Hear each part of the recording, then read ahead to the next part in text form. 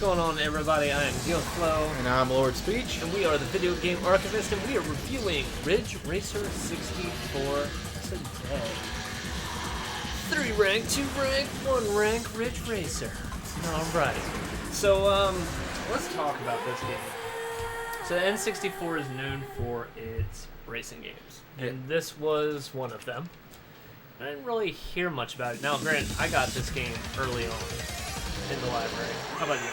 Me, I just rented it once back in the day, and I played it for a little bit, and that was it. Alright, so we're just gonna let the demo mode kind of play while we talk about it. My thumb still hurts from this playthrough. So, in the beginning of the game, right, the drift feels good. You know, when you hit a bump, your car bounces, your whole screen shakes. It's really cool. I think it was really well done for the early game. Right? Oh, yeah. Rear view mirror's really nice touch to it. I think it is funny, though, how it de-renders, as you see, but, I mean, overall, pretty good there. And it felt somewhere between an arcade and a sim game. I feel it's more just arcade in general. Like, I think it might have been trying to approach sim, but with the drift mechanic the way it is, like, oh yeah, it's really good, especially with the early tracks, because the early tracks are probably better designed for it. It's but the early cars, too. Like, Like, we could drift really easily, and we'll get back to why that changes in the late game. So, to unlock cars, you have to do a thing called car tech, which allows you to race against the car for a pink slip. Which, I like that touch, and it's basically, you still have to beat a stage, which is 3 races, but once you do, then you get 3 cars that it's like, okay, I can go for it, let's race it, that way you win, which I think that's a nice touch. Yeah.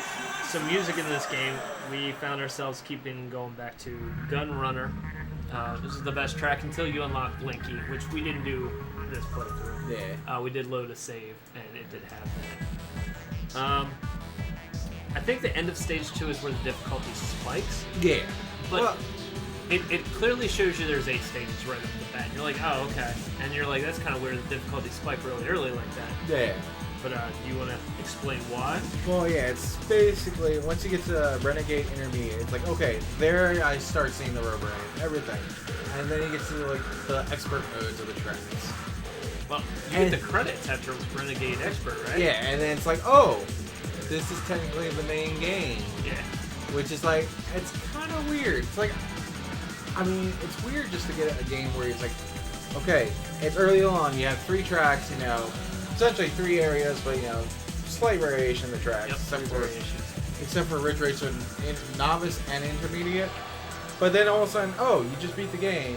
Now here's all the reverse tracks. Yep. And it's like, that's just kind of weird. It's into it. But now, when you get into reverse tracks, it's like, that's where the real game is. Yeah, and you start hitting the point after you beat Renegade Expert, which you can make very little mistake in already. Yeah. But once you hit the reverse tracks, it starts getting to the point where if you make more than a couple mistakes, you have to reset the race because you can't win. Yeah. So you have to put the time in. The beginning I said how much my finger hurts. That was my gas finger and my thumbstick because you have to slam the drift. And the cars later on aren't fun to drift. They're not. Yeah. Well, that's because at that point they're going so high speed, so that's kind of just general. Yeah. So clearly the drift mechanic wasn't, unless you're good at, it was designed for the people that are really good at it, can do it in the really fast cars, or, you know. So this game has in my opinion, the difficulty curve is the problem because that needs hours of dedication to learn how to drift good on each car, how to learn how to manually do everything. The other problem is that you hit a point where, like, it's not fun anymore. It's just frustrating. Yeah, which, I mean, it can be for some games. Like, I know with my experience with K80, you know, kind of foreshadowing. But for me, that was near the very end of the game. Because, the curve of the difficulty goes sharp. But that's because, you know, it might be because it was N64, and, you know, it didn't have as much memory as the PlayStation's disc. So they limited the tracks and everything, but it just doesn't feel quite right. Like, I don't think it's bad necessarily. It's just like, it feels more like a rental. Yeah, absolutely. And this is after I actually discovered drifting today. Now, I will say there's a ton of unlockables in this game, but unfortunately to get a lot of them, you have to complete the final challenge track.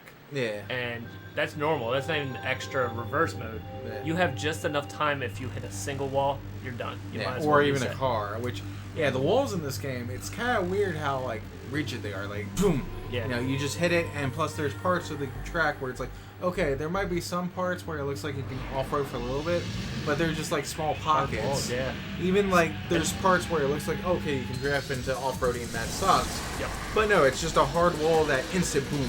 Yep.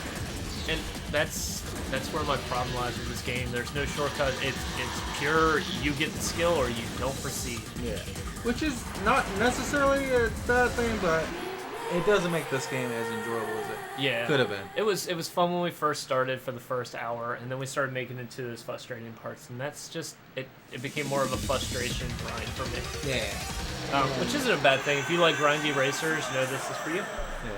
So let's move right into the ratings here. So 50 is our middle. There's nothing good or bad. 100's being perfect. 1 is what? Superman 64. Okay. Foreshadowing. Anyway, moving on. There's different tiers in between each one of those, so let's get into our review.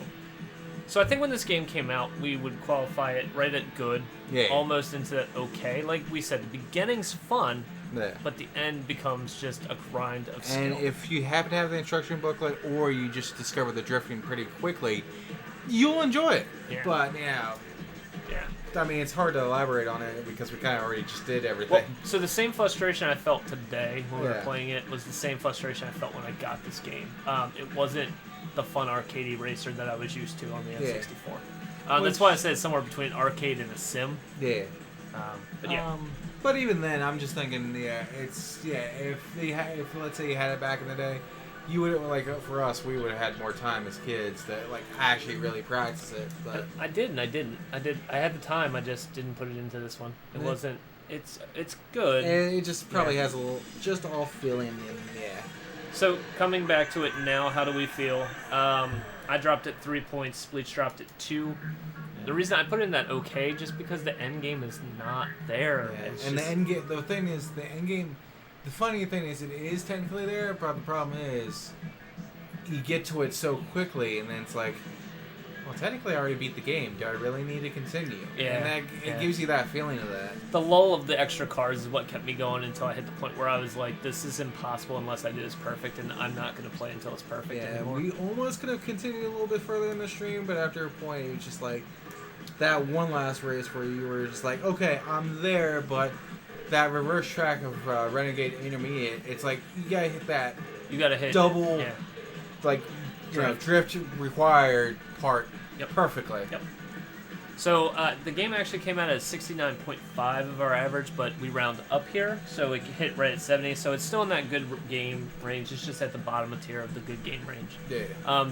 Be cautious buying this game. Know that if you're just buying it for a racer and you want to burn an hour or two, you'll have fun with it after the first couple hours. It's not. We went back after the stream and did play multiplayer. It's just racing with up to 6 racers, 4 of which can be human. Well, it's just basic. And it's either you can play one track, you can play a whole stage, which is 3 tracks, or you can do the same thing but in teams. So if you have 4 people, you can have 2v2. Yeah. But it's basic. Yeah, it's a very basic. It's not a bad game by any means. It's just it gets hard at the end. Yeah. So price wise, right now, October 25th, 2020, it is sitting at $10 average on eBay. You can probably get it cheaper than that if you hit a local game store and find it. I'm gonna say it's worth it. Yeah, actually, $10. Yeah, if it's getting any more expensive, like past 20 or something. Just know that if you're not up for a grind and you want more than a couple hours before you hit that, this game's not for you. If you're good with the grind and trucking on it over and over, and you want to put time into it, then I would. Yeah, and then you could easily get to like the 7th stage. And after that, if you can perfect it, So be prepared to put some time in if you do pick this one up. I am saying yes, I would recommend. Yeah. Other than that, that's all I got for this one. Same Thanks here. for tuning in. Peace.